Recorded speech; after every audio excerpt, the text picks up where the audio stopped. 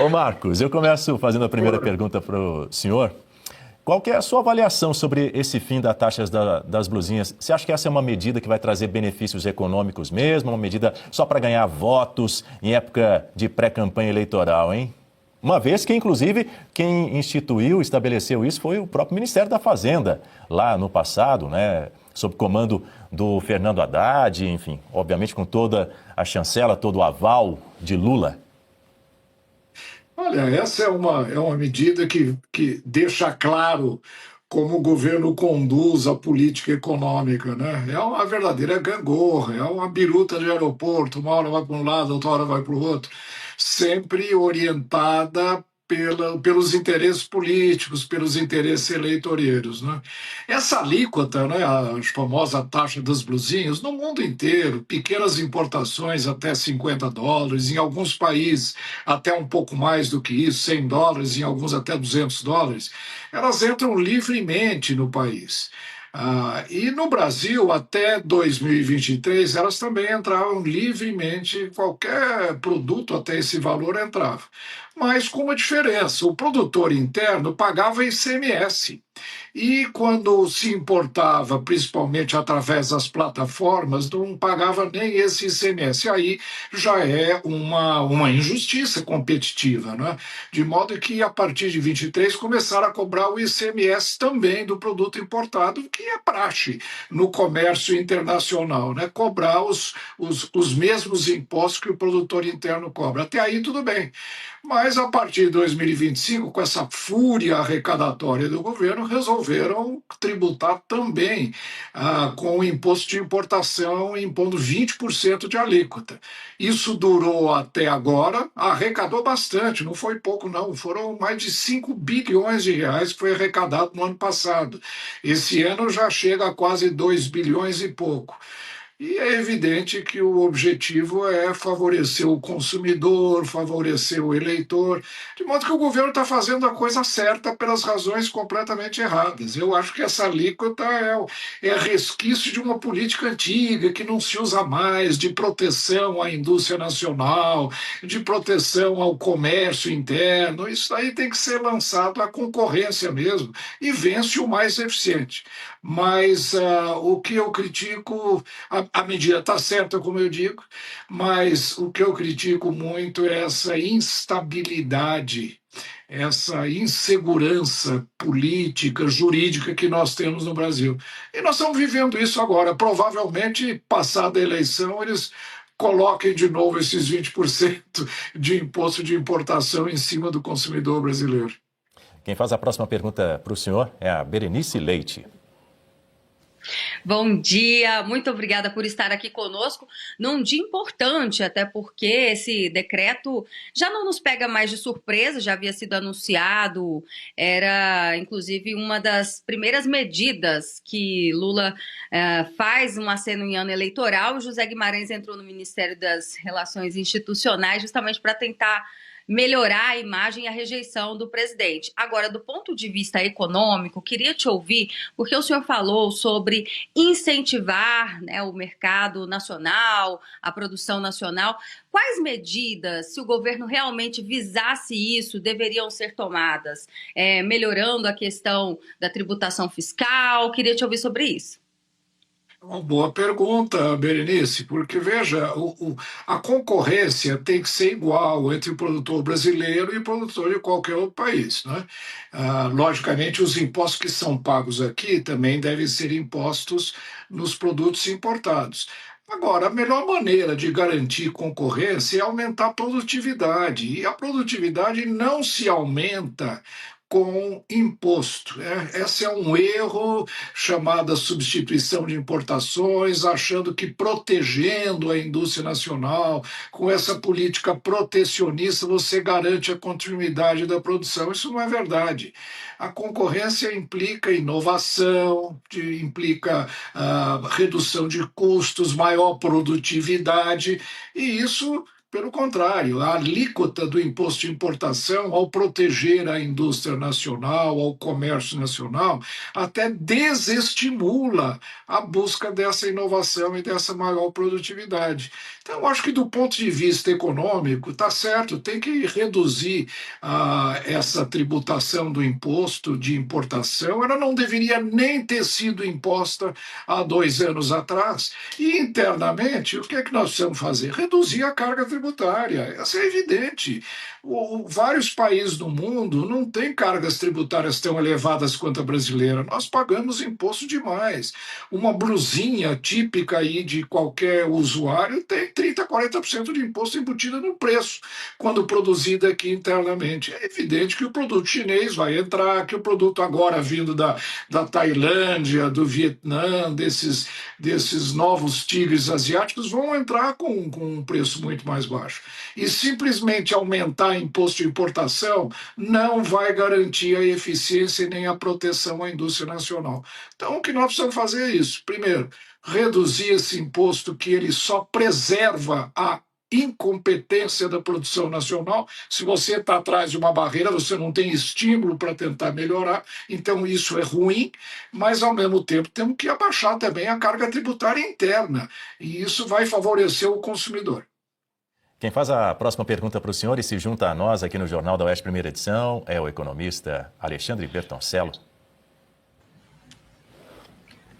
Bom dia, Marcos Sintra, bom dia, Daniel, a todos os amigos da bancada. Eu estou aqui no Paraguai justamente vendo um país andando numa situação completamente diferente, né, Marcos?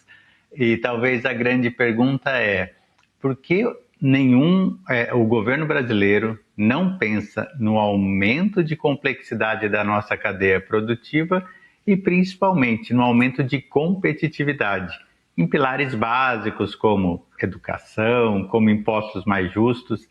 Porque esse aumento da blusinha, depois a queda dos impostos das blusinhas, a cadeia produtiva não sabe o que fazer, né? O Lula pensa que é um interruptor, né? Que você acende e apaga e funcionava, agora não funciona mais. Eu queria que o senhor, de alguma maneira, explicasse para as pessoas assim, ações eleitoreiras não tem nada a ver com o mundo real e com os empresários, né?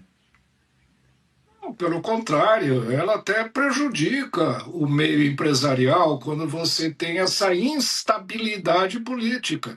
Imagine há 2 anos atrás, um comerciante, por exemplo, que começa a ter agora a proteção de 20%. E aumenta o seu mercado interno. Ele investe, amplia o tamanho da sua loja, seja o que for, da sua pequena indústria, de repente reduz novamente o imposto. Como é que ele fica? Essa instabilidade é a primeira crítica que eu faço à política econômica brasileira. A segunda é que você tem toda a razão. Você está no Paraguai hoje, é um país que está vivendo um boom econômico. Por quê? Tributação baixa, poucos tributos, estabilidade. O que tem brasileiro indo para o Paraguai hoje buscando exatamente esse tipo de ambiente é muito grande. Então, o Brasil deveria, sim, reduzir a tributação, não só a tributação de importação, que é essa que o Lula reduziu e já não devia nem ter criado antes, mas também a tributação interna. Só de ICMS é quase 20% que o produtor nacional paga para a produção dele. Aí está certo cobrar também de quem entra, não é? Não é justo que o produtor nacional pague um imposto e o importado não. Agora, o que nós precisamos é igualar a nossa competitividade de outros países, reduzindo os nossos impostos, reduzindo burocracia, fazendo uma reforma tributária que simplifique o sistema, ao invés dessa que nós estamos vivendo aí, que torna o sistema muito mais complexo.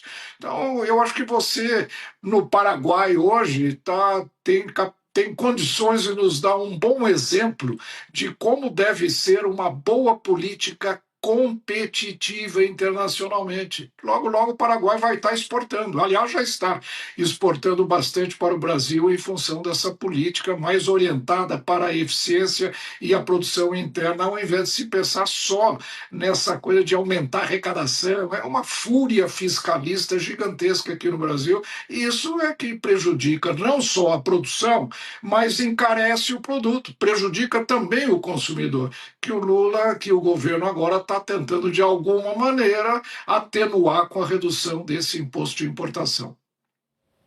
Guta Pini. Marco Sintra, agora eu vou mudar de assunto para a gente falar de eleição, de urnas eletrônicas e TSE. Você teve a sua conta bloqueada no X por um post, justamente tratando dessa questão das urnas. Eu gostaria de te ouvir, então, um pouco sobre isso e também sobre qual a tua expectativa para o Nunes Marques aí na presidência do TSE. Como que você espera que vai ser a gestão dele? Olha, você levanta um problema que realmente ocorreu logo depois das eleições de 2022, né? Eu tive notícia de que em algumas urnas havia 100% de votos para um candidato e zero para o outro, o que, do ponto de vista de probabilidade, é muito baixo, é muito difícil que isso aconteça. Ah, fiz uma consulta ao TSE e me disseram que foi uma urna específica, etc. Eu resolvi depois verificar os dados oficiais e vi que isso aconteceu num número grande de urnas, não apenas em uma. E fiz um questionamento ao próprio Tribunal Superior Eleitoral sobre essa questão. E a partir daí isso foi interpretado como uma declaração de que teria existido fraude, etc. Eu fiz apenas uma pergunta justa, uma pergunta que qualquer cidadão faria. Agora, o que me surpreende naquele episódio é que é obrigação de qualquer governo oferecer à sociedade, até o limite do possível, todas as formas de auditoria, todas, independentemente de se ela ser mais eficiente, menos eficiente, porque não existe nenhuma garantia absoluta calcada apenas no que alguém diz. A garantia está em você poder ir verificar em loco, né? De modo que essa questão das urnas é uma questão que ainda está em aberto na sociedade brasileira.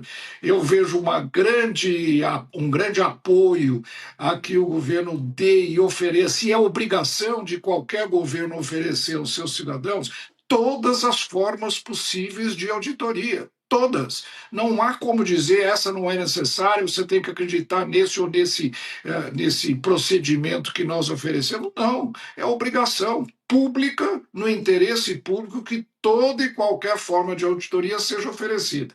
E quando eu mencionei essa opinião minha, eu realmente fui punido, tive a minha rede bloqueada por um determinado período, cheguei inclusive a ser questionado, dei depoimentos à Polícia Federal sobre se eu estaria de alguma maneira participando de alguma tentativa de derrubada de governo, etc., e coisas desse tipo que surpreendem qualquer cidadão que vive ou que pretenda viver numa democracia, né? Conversamos com o Marco Sintra, mestre e doutor em economia pela Universidade de Harvard. Muito obrigado pela sua participação, pela sua presença, pelos esclarecimentos também aqui no Jornal da UESP, primeira edição. Volte sempre, já peço, volte em breve. Com o maior prazer. É só me convidar que estarei sempre presente aí. Bom dia para o senhor.